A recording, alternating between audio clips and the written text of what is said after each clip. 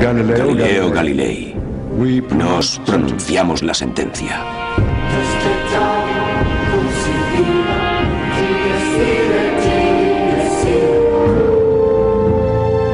En el mundo cristiano hubo una época de discordia.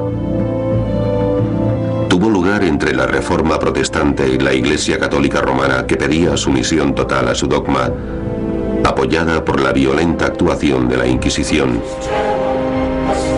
El miedo a la herejía flotaba en el aire. Durante esa turbulenta época, Galileo Galilei se convirtió en el científico más célebre de Europa. Estaba muy seguro de sí mismo.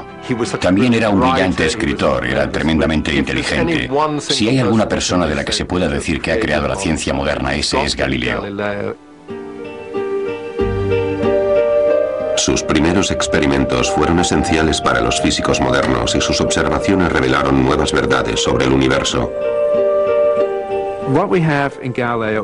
Galileo es un compendio muy diestro en mecánica y práctica, un gran filósofo, amante de la naturaleza y un hombre ambicioso. Pero la ambición llevó a Galileo a cuestionar la visión que la Iglesia tenía del mundo y revolucionó nuestro conocimiento de la astronomía.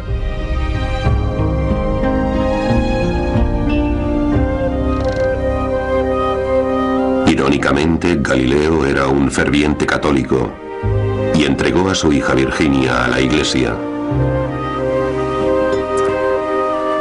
Profesó hermanas de Santa Clara y le escribía cartas, muchas de las cuales aún se conservan hoy. Revelan una hija preocupada por la angustia de su padre, a quien la Iglesia había acusado de herejía y estaba prisionero en su propia casa. Pero Galileo nunca perdió su pasión por investigar el mundo natural. Yo quería que la gente entendiera que la naturaleza les había dado ojos para ver sus obras y también cerebros para que fueran capaces de entenderlas. ¿Quién era ese hombre que vio más que otros en los lejanos rincones del universo? Que tuvo que sufrir por mostrarnos los recurrentes choques entre la religión y la ciencia. Galileo era sincero cuando decía que la Biblia era la verdadera palabra de Dios, pero no pensaba que fuera un buen libro de texto de astronomía. Los trabajos de Galileo fueron prohibidos por la Iglesia durante siglos, y hasta nuestros días la Iglesia no los ha aceptado. Galileo tuvo que pagar un terrible precio, pero sus descubrimientos cambiaron el mundo.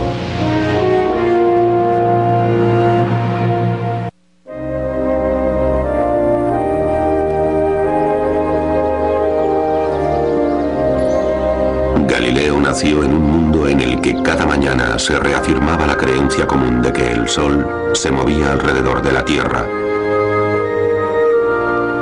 Esta creencia se confirmaba porque el Sol aparecía y se ocultaba cada día. Era un concepto del universo originalmente presentado por el antiguo filósofo Aristóteles. En el centro estaba la Tierra estática, el hogar del hombre. El Sol era solo uno de los cuerpos celestes que giraban eternamente alrededor de ella. Disentir de este aceptado concepto podía ser peligroso. Una estatua del padre Giordano Bruno señala en Roma el lugar donde fue quemado vivo, por sus creencias poco ortodoxas.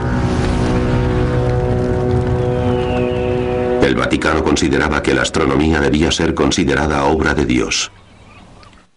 Las universidades de la Iglesia tenían 7 temas básicos que debías aprobar antes de acceder a la filosofía y la teología. Uno de esos temas era la astronomía.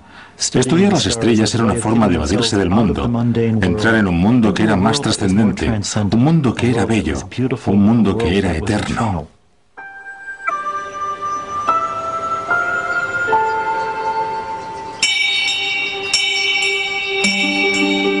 Para la Iglesia había también una razón práctica para estudiar los cielos. El cielo era a la vez reloj y calendario. Tras los muros de los conventos, la salida y el ocaso definían los ciclos de los rezos de la mañana y la noche. Cada primavera, con el comienzo del equinoccio, se plantaban los huertos.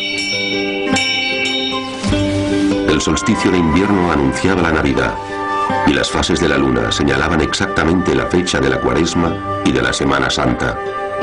Tu trabajo y tu esfuerzo serían en vano si no complacen al Señor. La Iglesia utilizaba el calendario para dar un significado espiritual a la teoría de Aristóteles con la Tierra como centro del universo.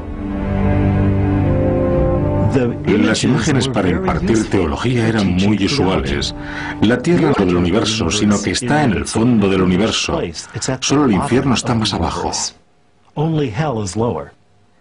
Y hay una cadena de creación que se alza hacia los cielos.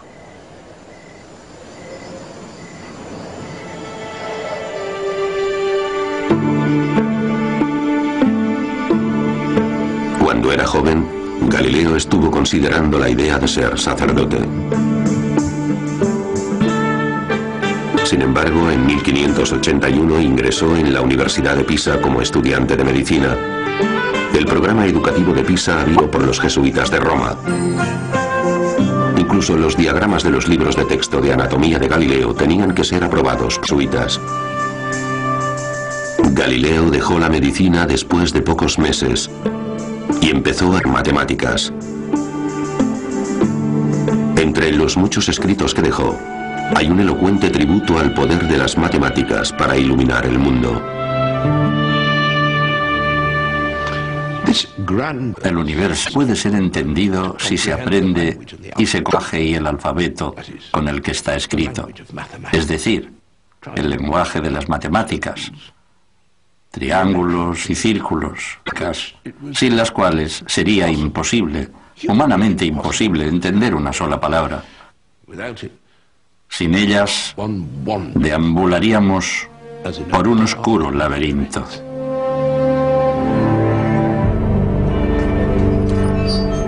El mundo estaba muy confuso. ¿Dónde encontrar la verdad? ¿Dónde está la auténtica verdad? Y entonces hubo una especie de consenso, ya que Galileo estaba totalmente convencido de que en las matemáticas estaba la auténtica verdad. Si alguna vez los seres humanos pensaron como Dios, fue cuando pensaron en las matemáticas. Bien, combinemos la observación precisa de la naturaleza y apliquemos el pensamiento que sabemos que Dios utilizó con nosotros. Las matemáticas pongámoslas juntas, unos fundamentos totalmente seguros con los que poder estudiar las cosas.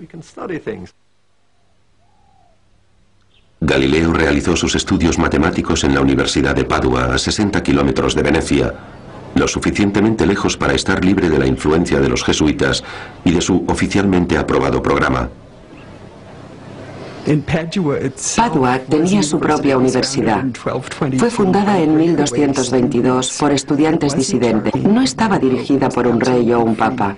Era totalmente libre y su supervisora era la República Libre de Venecia.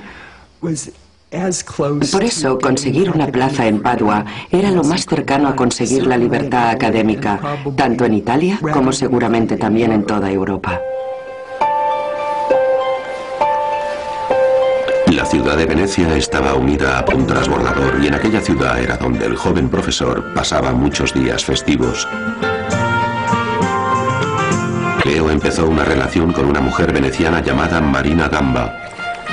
No se sabe mucho acerca de ella, pero no era de la misma que Galileo. La relación complicó su vida, pero no era algo extraño incluso entre los fervientes católicos. Sí, le gustaba divertirse. Disfrutaba del vino. Disfrutaba de muchas formas. Pero eso no le convertía en un mal católico, especialmente en una época en la que incluso los papas tenían hijos ilegítimos.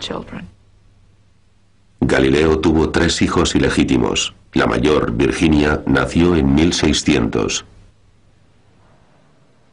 El registro de nacimientos de Padua dice que fue nacida de la fornicación. Y como Galileo no se casó con su madre, nunca vivieron juntos. Creo que hubiera podido hacerlo si hubiese querido, Pero su casa estaba llena de estudiantes y él trabajaba a horas intempestivas. Por eso no quiso tener en su casa a su mujer y sus hijos. A pesar de esas complicaciones, Galileo continuó disfrutando de la libertad de Padua, convirtiéndose en un ambicioso erudito